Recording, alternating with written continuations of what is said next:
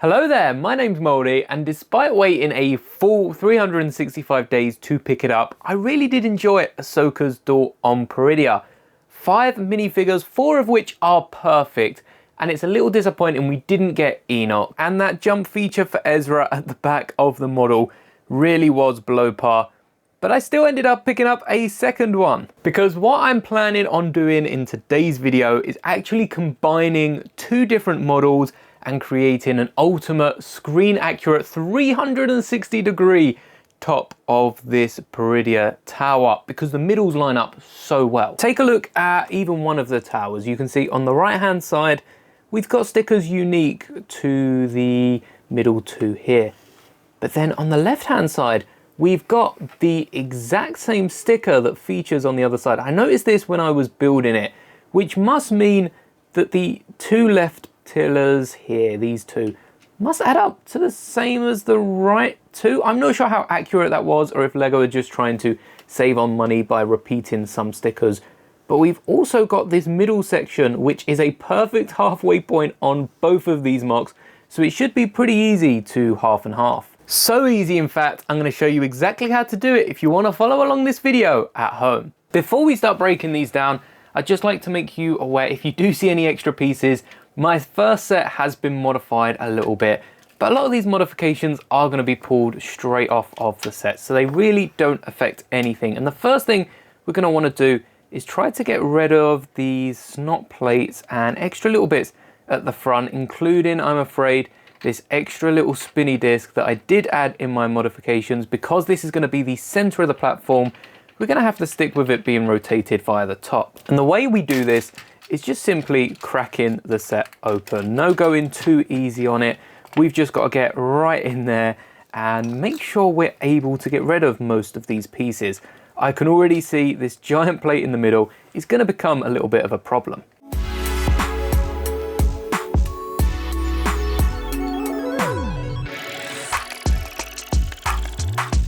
Towards the end, we have a few pieces that look like they're going to work even with this right hand column on the left hand side. For instance, this corner tile here will still work just with that extra 1 by gap, and we can also take this yellow plate across. But we're going to want to get rid of all of these bottom elements here, and in fact probably even get rid of the clip. Everything we have on this back end is going to be present on the other model. So with all of this disregarded, and I've also swapped out the giant red plate for a few other pieces in my modification, we can now start trying to assemble it with the other side. Let's make sure we clip this back together so we can remember where it come from, and it will also help us to piece together the overall set.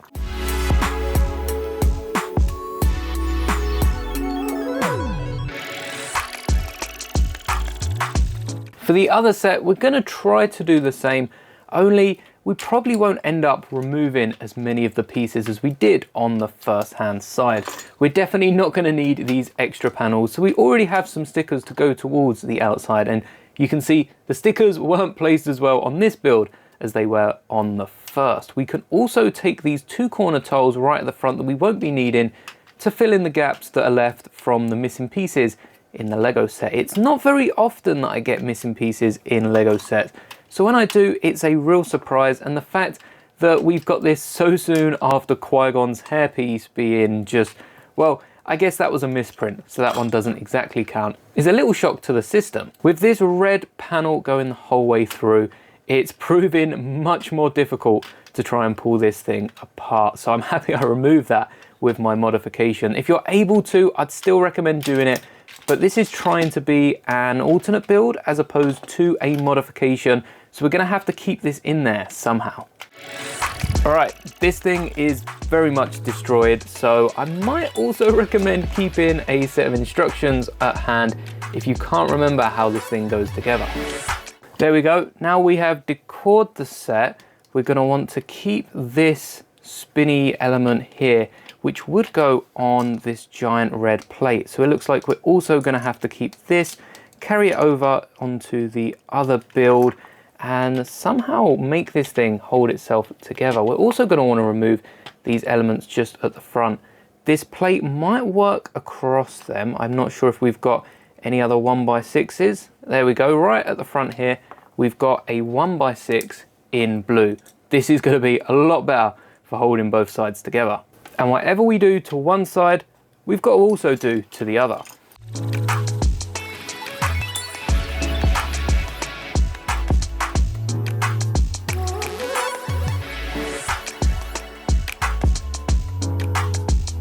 The real difficult part is trying to fit these plates underneath each other, and I think we're just going to have to push them back into this 6x6 territory over here. We only want 4 studs, but hopefully we can find a piece to fill the gap as we continue our build.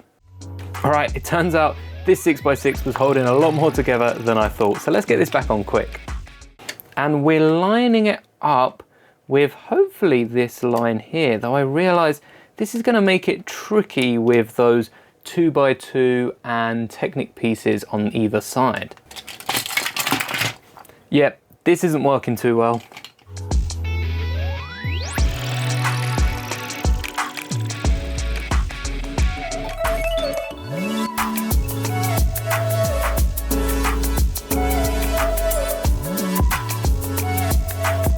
We can use these blue plates here that I've just removed from this center to hold the back together a little bit better. So I'm going to keep those to one side and instead replace it with something like these 1x4 elements, or even use some of our spare corner plates.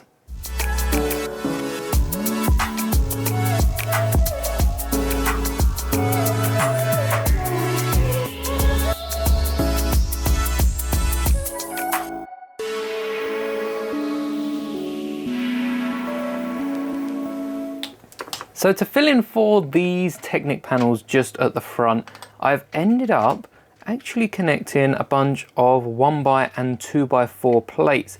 So we've got a 2x4 just coming out of the front in place of this green plate, and then another 2x4 on top to keep the same pattern that we had before, with maybe a few extra studs for support.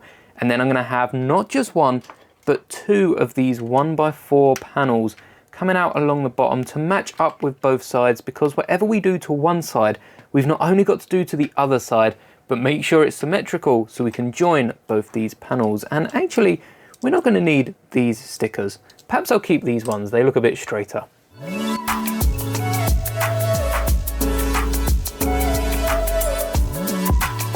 Because we've already switched up this black 1x5 into a 1x6 on the other side, we just want to copy across the pattern. So this means adding the 1x1 and then getting ready to put the round tile back on top. But that means we also have to remove these other pieces, which can be used for other parts of the MOC. And I can't forget, before we connect them, we also need to deal with this plate at the bottom. So let's remove either side to make this a little easier. It helps as you go along to try and keep some of the bigger parts still intact, at least as easily as you can, because it means we're going to be piecing together a lot less as we come to the end of the build.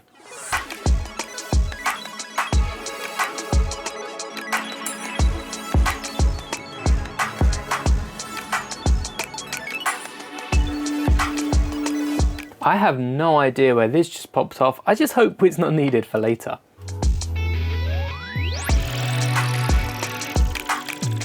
And just like that, the final piece that we need to keep this whole build together is this red plate running right through the middle, and it seems I've also forgot a few different elements on that other side.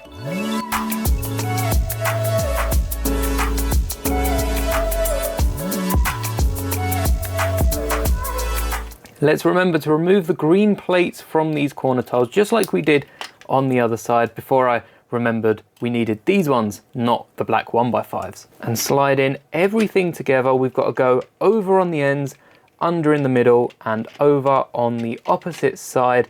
And this build should pretty much be ready. We've just got to secure these undersides just a little bit, and these are going to help at the front, but we're also going to need to add some plates underneath to make sure this build is as solid as we can make it, just underneath here.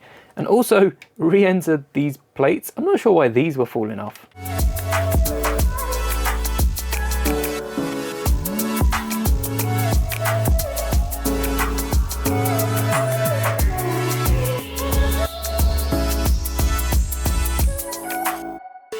It looks like they're not holding together, so we're definitely going to need to add some reinforcements, and perhaps we can look to our extra towers.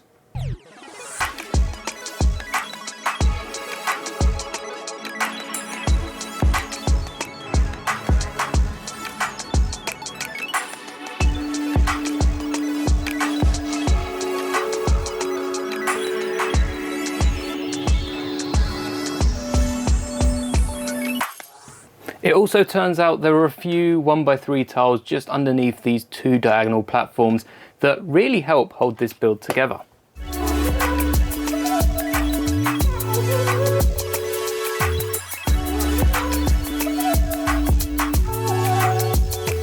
To reinforce these 1x4s, I've given each of them a 1x5, and I'm hoping that helps stick together, as when this build is complete, they'll not only have that 2x4 over the top, but also that 1x5 connecting underneath the plates, which really already is feeling a lot stronger.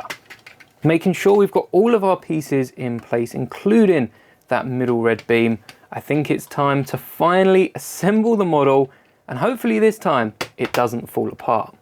All right, we had a little slip towards one side, but given that the other side hasn't pushed out, I think we can call this a success.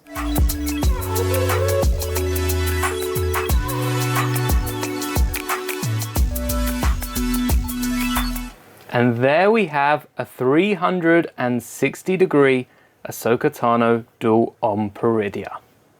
I ended up going back and adding some more of the 1x2 ingots just to finish it off like the original designers did with the set, and I think it's ready to add all the minifigures. There are definitely two minifigures that might not have as much a place on this display because they were on the Chimera when Sabine, Ahsoka and Ezra did push it, and with these panels it might help putting some down for display, but you can choose whichever angle you display it at, and there's so much room for play. Elsbeth and Ahsoka can be dueling it out here at the front, and their lightsabers can actually touch compared to having to, you know, reach in and block a lot of the diorama to get into that middle panel. We've got Sabine deflecting the blaster from this Death Trooper, which I have made custom. This is built using a regular Lego Star Wars Death Trooper with a Chima Wolf belt, a Chima Eagle right leg, and then using the right arm of Lucy from the Lego movie. They're known as Wild Style. There's so many minifigures you can get with that arm. We do have the Stormtrooper that came in the set. I still think it should have been Enoch, but you can see Ezra, he's ready to pounce over Thrawn and Enoch. I didn't think he could get that high. There you go, pounce over to Thrawn and knock him off. Knock him down at least a peg or two, which I'm excited to see in Star Wars. But having this diorama 360, especially from the top down, does look so cool. It completes the pattern and it doesn't feel like anything is missing compared to the Rocky front we were given that doesn't even line up to the set. So at the least, I recommend modifying it as I showed you in that short. But if you do have the money to pick up a second one of these, give it a go for yourself. And if you want instructions, I've got a video coming out very soon. So is it worth you picking up a second Duel on Peridia to create this? It depends. It depends how many pieces you already have in your collection, but I don't think you need to go out and buy a second playset for this, especially if you're not going to sell the minifigures on or don't want that extra Night Trooper. Because as you can see, with two of the panels removed, the panels do line up pretty closely to minifigure scale compared to what we see in the Ahsoka show at least. I think you could mock this out on your own. The only pieces you'd be missing to make it look exactly like my one here would be two of the 2x4 panel stickers, which do stretch out. But you can always even mock together pieces of that. So I'm going to give that a go now. Keep an eye out, there'll be a short, hopefully in a couple days time, of what pieces you can use instead of stickers for the base of this. But I'm really liking the extra large base. And I wish for some of these prices, Lego would just give us a few more pieces in Star Wars. We see it in other themes, and it does make us jealous a lot of the time. Star Wars is expensive. We don't need to be told that. And if Lego could reduce it a little bit more, it would help them keep up with competitors like Mattel's new line, which seems to have scared Lego just a bit. There's also a lot of these ingots involved, which is why I'm waiting on instructions, because Studio no longer recognizes the 1x2 ingot piece. You can switch those out for 1x6s here. I think there's a few also holding this up.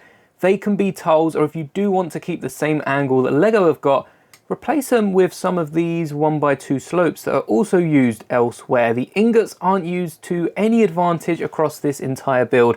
And again, you're seeing the only 4 stickers, which if you do have any sort of sticker or decal paper, you can just photocopy the ones that came in the set, even if they are on the pieces. Stick them in a photocopier, and then you've got 4 more stickers, or however many stickers you want to build the ultimate display. Whilst I'm on the topic as well, I would like to make a point to Lego here about reusing minifigures.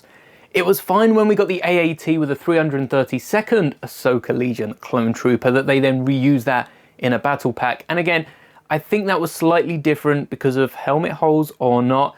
I don't think we're getting helmet holes on a Stormtrooper. I hope we don't get helmet holes on a Stormtrooper anytime soon. But if Lego does release a battle pack, which is rumored for Ahsoka to come with 2 of these and 2 Death Troopers, more on that in just a second, please don't reuse this minifigure. Otherwise, it would have been better to have got Enoch in this set, because 5 exclusive minifigures is really good for that £50. It's about a tenner to each of the minifigures, and Lego sets don't work that way. But if we get this in the battle pack, it makes it almost redundant putting it in this diorama, and then you're looking at 4 minifigures for £50, and it's no better than any other set. So hopefully time will not hinder what I think of this set, of this diorama, of this playset diorama. It's not officially a diorama, but also in that battle pack, we're getting 2 Death Troopers. I've made my own custom one, so I'll only be picking up 1 of the battle packs because we do get 3 of them shown in Ahsoka. But before you pick up 2 battle packs and try to, you know, sell one or just include a bonus Death Trooper, you don't have to stick to canon when you're building Lego. I think Lego are going to include one of these Knight Death Troopers in the Advent calendar. That given, I'm not sure which one we'll get. Likelihood is they'll both look identical. We'll get 2 identical Death Troopers, 2 identical Night Troopers. It is a little bit of a shame, but especially in as cheap a battle pack as they're coming in, I'm not expecting 4 exclusive minifigures, and we'll probably be getting 2 of these, which I'm hoping for at least a different type, maybe mix up some of the printing, or at least give us a different helmet, anything in that battle pack, and don't give us Enoch. We want an army builder. Even though I'm picking up 1, some people will be collecting a ton of these, but keep an eye out for any Advent rumors. It could be a Night Trooper, but I'm really hoping for the Death Trooper, like they did with the Praetorian. 2 in the set, 1 in the Advent calendar, because we only see 3 on screen. Well, at least in the scene that it's built after. I'm sure we're going to get a load more of these in Star Wars future. But I hope you enjoyed this video. A bit of a different recording. Like I said, there is a video coming out about Rubricable, because they are changing what they charge the makers for premium instructions, but all of that will be covered in a separate video. Stay tuned for that. Drop a like if you did enjoy this build. Stay tuned, there'll be images of this up in the community tab as well if you want a closer look and want to share this with someone else. Until then, may the bricks be with you always.